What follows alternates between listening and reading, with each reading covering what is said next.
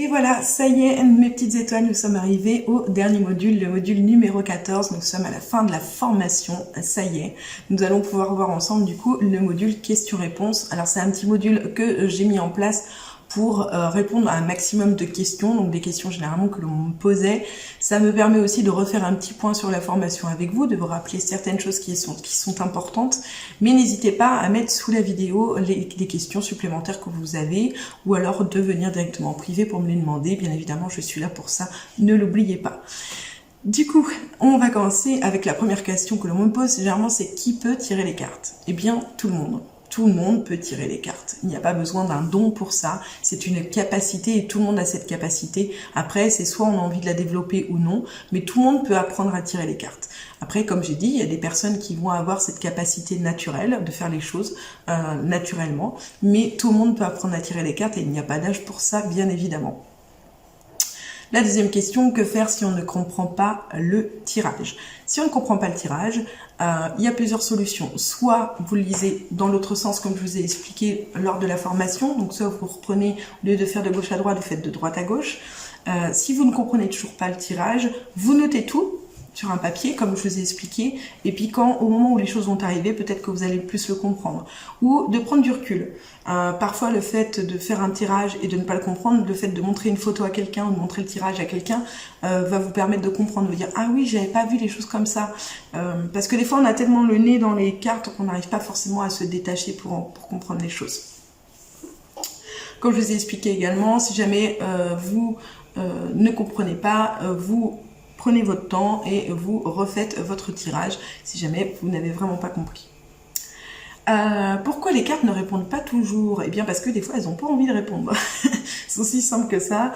Il y a des fois vous vous entêtez à savoir absolument si quelque chose va vous arriver alors qu'il y a plein d'autres choses qui doivent vous arriver avant cet événement.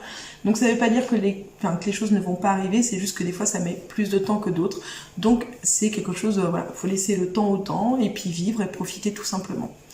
Il y a également, moi comme j'explique souvent, moi je vois du coup mes tirages généralement maximum les choses arrivent dans les 2 ans à peu près, vu qu'il n'y a pas de terme de temps réel dans la voyance, dans la cartomancie, on peut pas être sûr d'une date, c'est bien pour ça qu'on peut pas dire il va vous arriver ça le 29 octobre 2027, non on ne peut pas bien évidemment, vous imaginez un petit peu, et du coup si, admettons, on me demande est-ce que je vais réussir à tomber enceinte et que je ne vois pas de grossesse qui ressort, cela ne veut pas dire que la personne ne va jamais tomber enceinte. Cela va peut-être dire que soit il y a autre chose qui doit se passer avant cette grossesse, ou qu'elle ne va pas tomber enceinte, effectivement, ou alors que la grossesse peut arriver dans les deux, pas dans les 2 prochaines années, après les 2 prochaines années, et que c'est pour ça que je n'arrive pas à l'avoir dans mon tirage.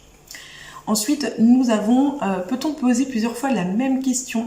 Oui, on peut, 3 fois. Au bout de 3 fois, ça ne sert plus à rien. Au bout de 3 fois, à force de poser toujours la même question, les cartes ne répondent plus. Elles n'ont plus envie de répondre. Parce que ça ne sert à rien, elles ont déjà répondu, elles vous ont transmis autre chose, mais vous ne l'avez peut-être pas entendu. Donc, oui, techniquement, vous pouvez poser plusieurs fois la même question, mais comme je vous l'ai conseillé dans le module numéro 8, il me semble, comme je vous l'ai conseillé, n'hésitez pas à laisser un certain temps entre les deux, voilà, même si c'est 1 semaine, 15 jours, avant de reposer cette question. N'oubliez pas que les cartes ne sont pas là pour prendre des décisions à votre place, mais pour vous aider à avancer tout simplement sur votre chemin de vie.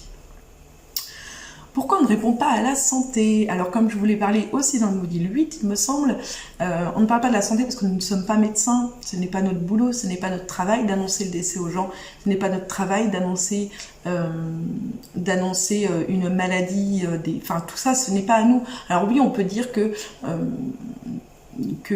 par exemple pour une grossesse on voit qu'il y a besoin d'un petit côté médical, mais techniquement on ne parle pas vraiment de santé.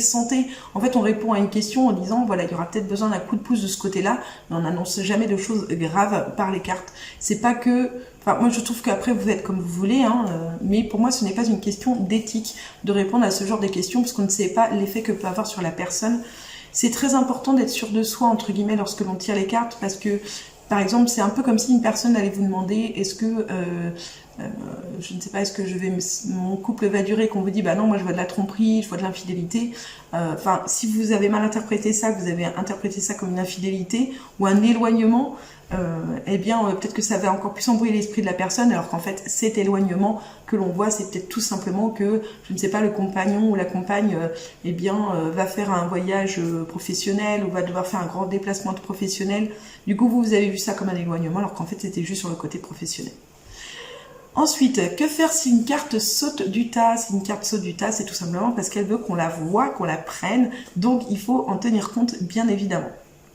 Par contre, c'est que une par une ou deux grand max, mais si vous en avez 3-4 qui sortent, ça ne sert à rien. Les cartes qui sont à l'envers ont-elles une importance? Dans tout ce qui est oracle, oui. Pour le tarot, moi non. Pour le tarot, je les prends tout à l'endroit, parce que pour moi, il y a assez de cartes pour indiquer les choses.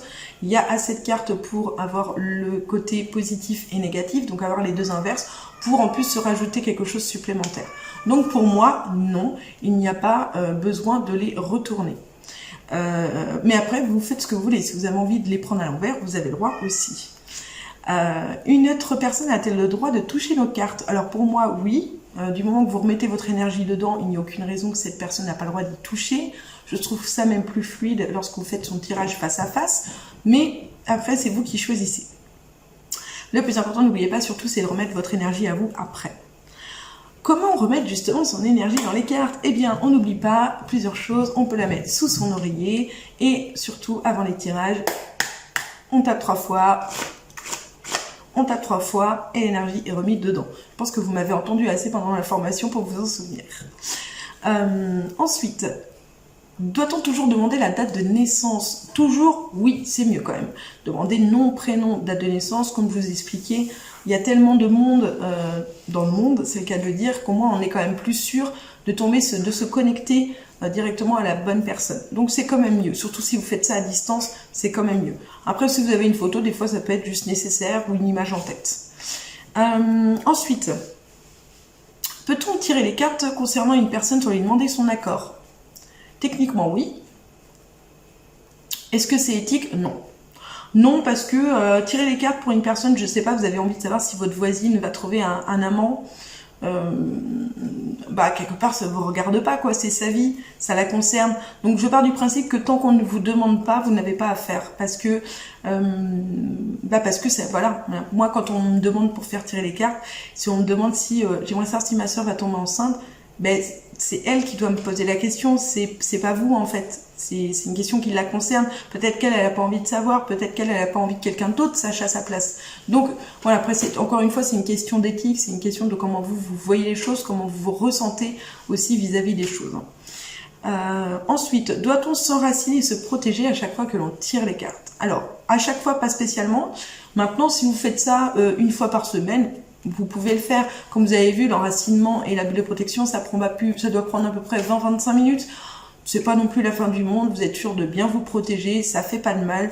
Donc techniquement vous pouvez, mais vous n'êtes pas obligé. Après, ce que je vous conseille, c'est de faire des tirages de cartes sans, pour voir ce que ça donne, au niveau des énergies, parce que vous allez vous en rendre compte par vous-même, ça prend énormément d'énergie, tout se passe par les énergies.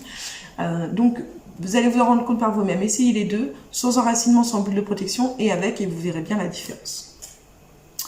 Ensuite, peut-on tirer les cartes à même la table? Alors, vous pouvez, mais moi personnellement je trouve que ce n'est pas forcément bien, parce que vu que la table, le bois va lui prendre directement l'énergie des cartes, je trouve que c'est pas forcément positif de les mettre à même la table. Mais vous, après, comme j'ai dit, c'est vous qui choisissez.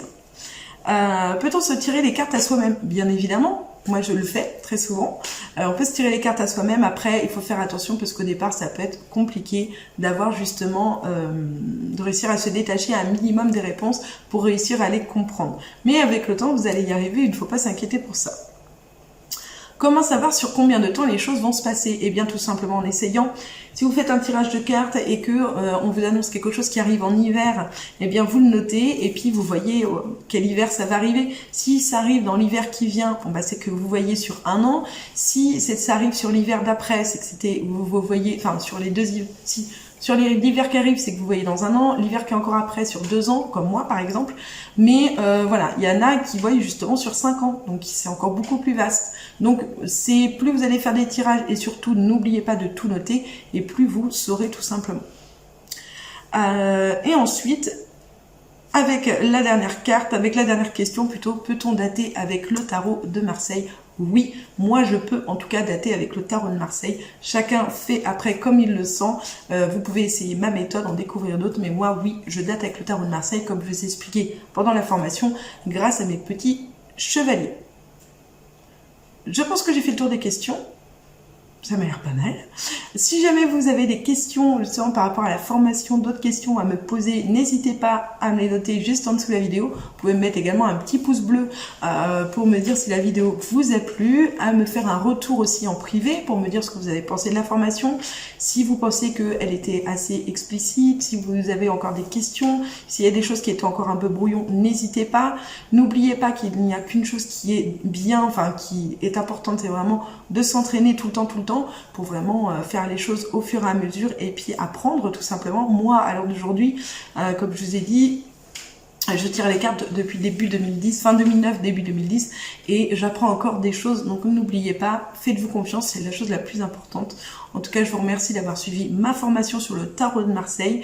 N'hésitez pas, si vous voulez reprendre une autre formation vis-à-vis des tarots, des oracles, eh bien, je suis là. Hein, vous avez aussi cette possibilité avec la formation avec l'oracle G et à venir très rapidement la formation avec l'oracle des miroirs et également la prochaine formation, je pense d'ailleurs que je vais sortir, sera la formation avec un jeu de cartes à 32 cartes. Donc, un jeu de cartes tout simple avec les 32 cartes.